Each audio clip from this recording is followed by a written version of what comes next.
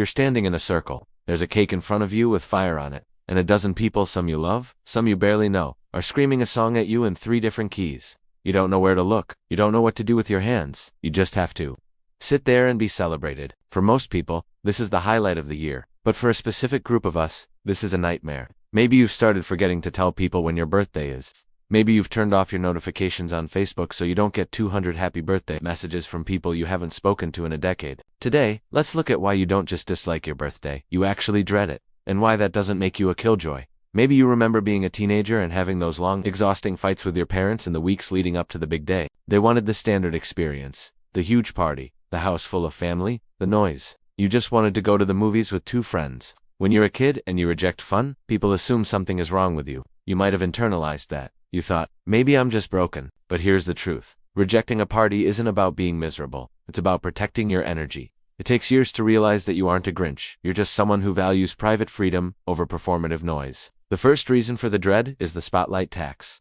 As an introvert, you naturally avoid being the center of attention. On your birthday, that's impossible. You're put on display. Think about gift opening. It's a psychological gauntlet. You have to perform the correct reaction for every single person watching. If you're too quiet, you're ungrateful. If you're too loud, it feels fake. You might hate all that attention for something as trivial as turning 1 year older. You feel like you haven't earned it. And because you can't redirect that spotlight to someone else, it leaves you feeling anxious and insecure. Then there's the social exhaustion. Society says birthdays and parties go hand in hand. But when it's your party, you aren't just a guest. You're the unofficial host. You're worrying if everyone is having fun or if the snacks are out. You're so busy managing everyone else's experience that you forget to have one yourself.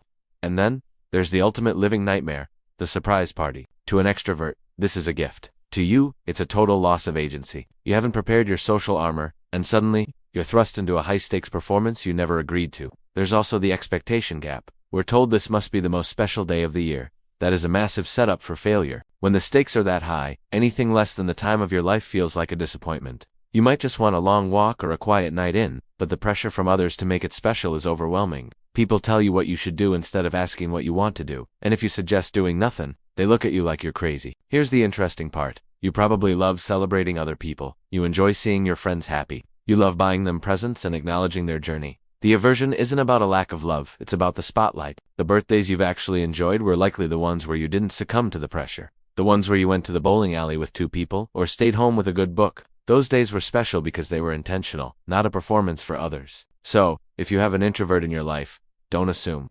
Just ask them what they want, and then respect the answer.